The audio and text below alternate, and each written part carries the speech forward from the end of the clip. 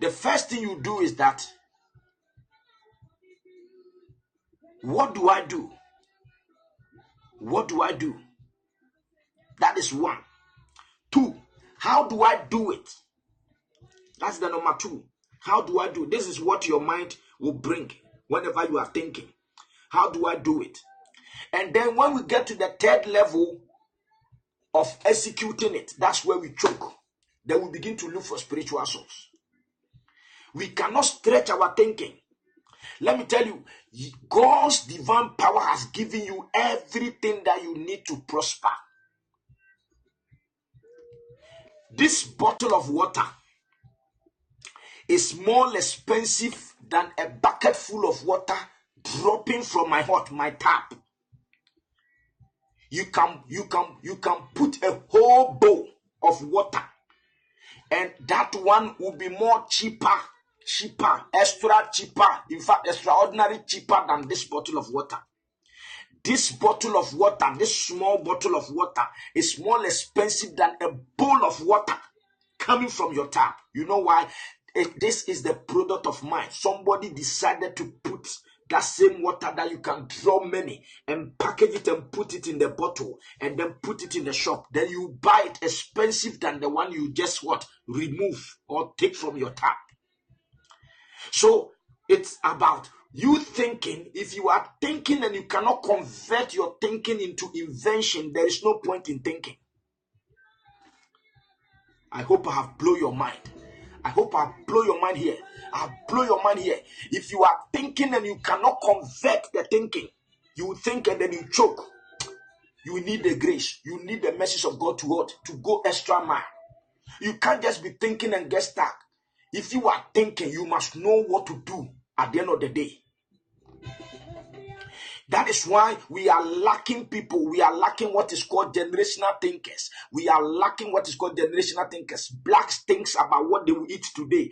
Blacks think about what is happening. They think about what is right in front of their nose. We can't think for the future. We can't plan. You see, there are people when they are watching me right now, they love to receive this word. They love to hear this word. But listen to me. If you ask them, what will be happening to your life in the next 15, 20 years to come, they don't have any plan for that. They don't have any plan for that. All they are concerned is what is happening to them right now. Akadaya. Go to any of the European countries. You see all the development, all the initiative, all the policies they are putting in. It's not for those that are living right now. It is for future generation. We cannot convert our thinking. Do you know that Facebook is the product of mind? Facebook is the product of mind. Look at the person that invented Facebook. The person that invented Facebook. Look at how rich the man is. Look at how rich the man is. Look at how rich the man is. Tomiasa. Look at this one. The man that invented iPhone. Look at how successful iPhone is the product of mind. Is the product of mind. Your mind is bigger than computer. And look at what computer can do. Look at what computer can do. You think and you get to the point where you choke. You cannot stretch the thinking and invent it. There is no point. There is no point in thinking. If you think and you cannot transfer your ideas, or you change your idea into something that will bring something. Anything God gives to you, He has given that thing to you to benefit you, to profit you. Anything God gives to you, it is your duty. God never protects and handle anything that has been given to us. It is your duty to keep what God has given you. God doesn't keep what He has given you. It is your duty that keeps what God has given you. Dress it and then handle it in a way that will profit you. That's why when He placed Adam and the wife in the Garden of Eden, He told them to dress it and keep it.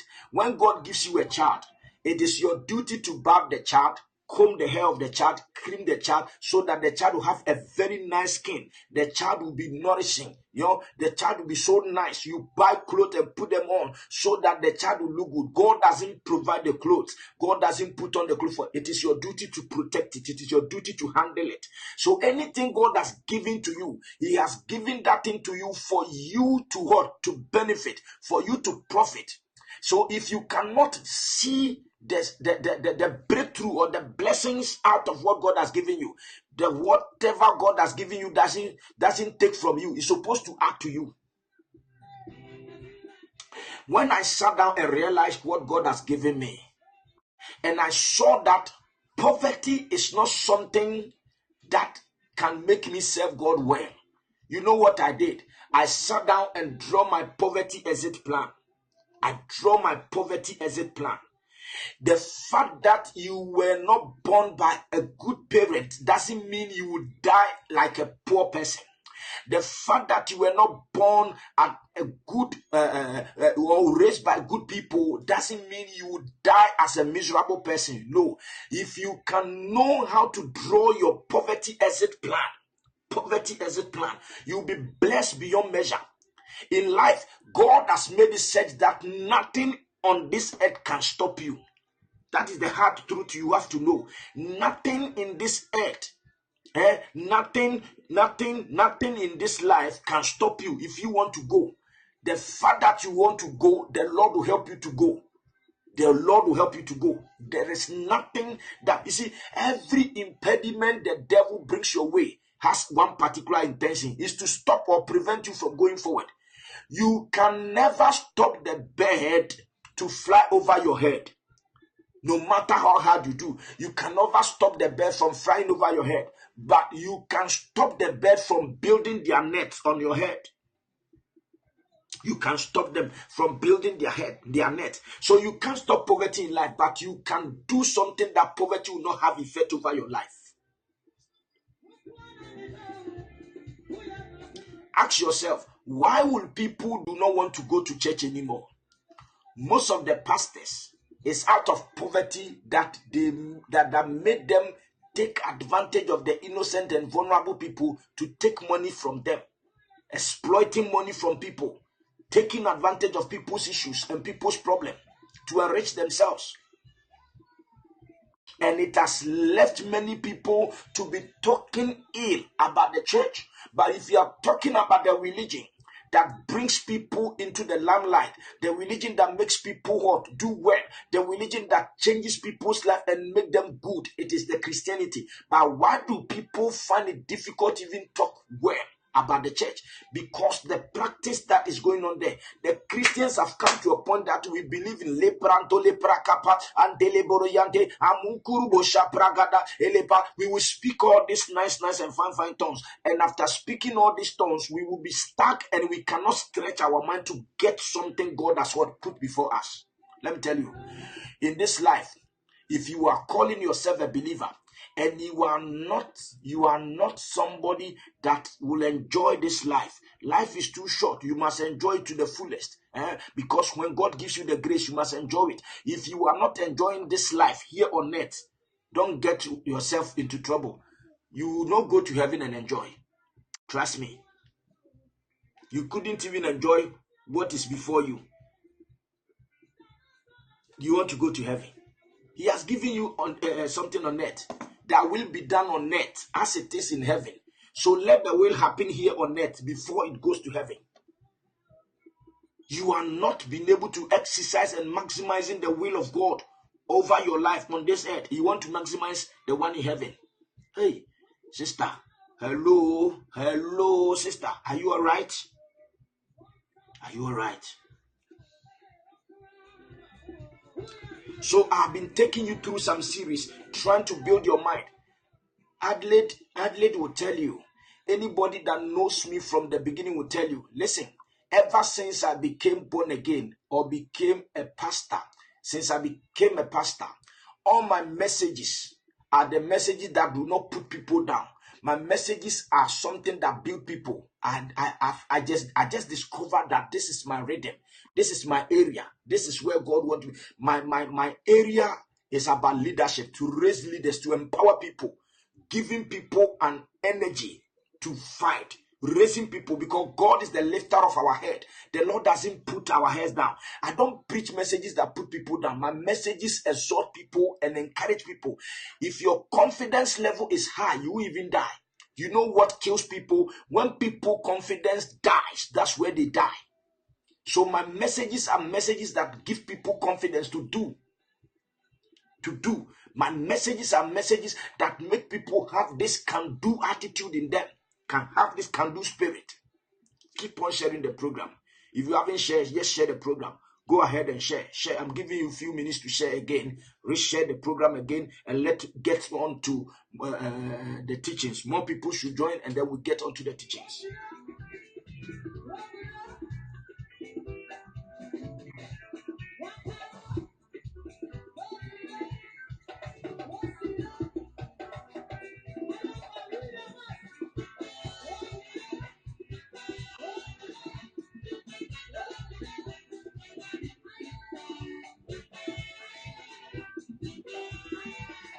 Listen, last week we were dealing with the positive mindset.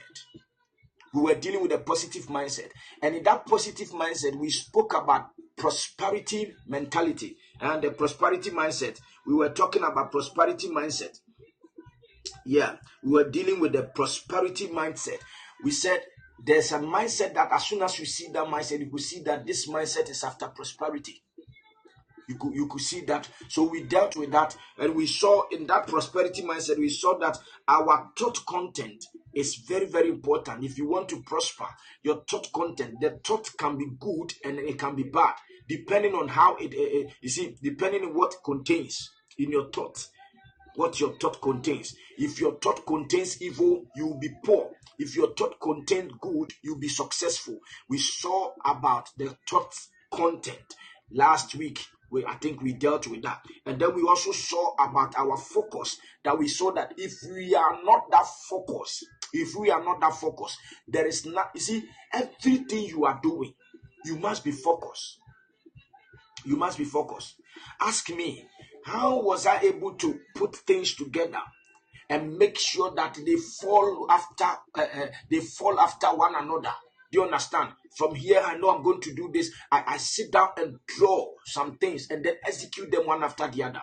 Yesterday, a sister was telling me that you are very good in marketing. I said, yes. You cannot run a ministry without having a business mindset.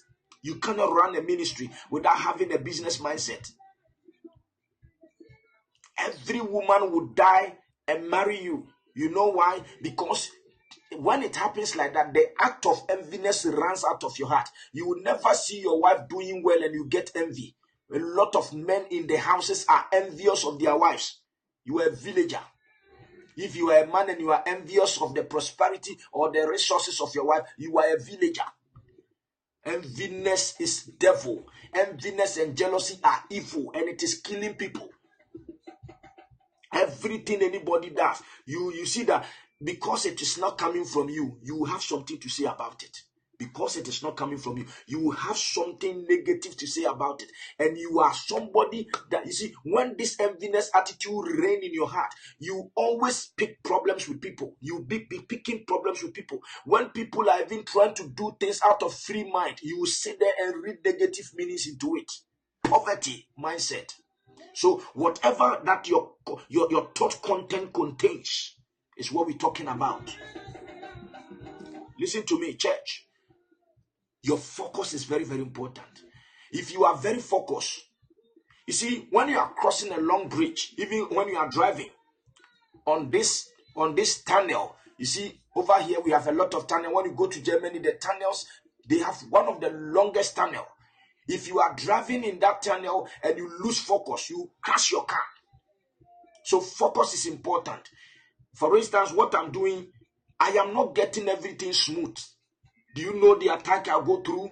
Do you know the insult I receive from outside? Do you know the kind of pressure? Sometimes when you are coming to sit here to talk to people, emotionally, people have already killed you before you come here.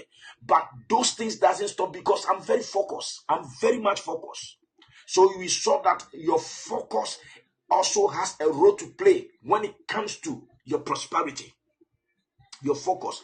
You see, when I hear people, I'm tired, I get sick. When I hear them saying that they are tired and I need rest. When you want to confront them, they say, oh, even God rested. Do you know what the rest is for? Take your dictionary. You see what the rest is for. The rest is for the retirement. The rest is for retirement.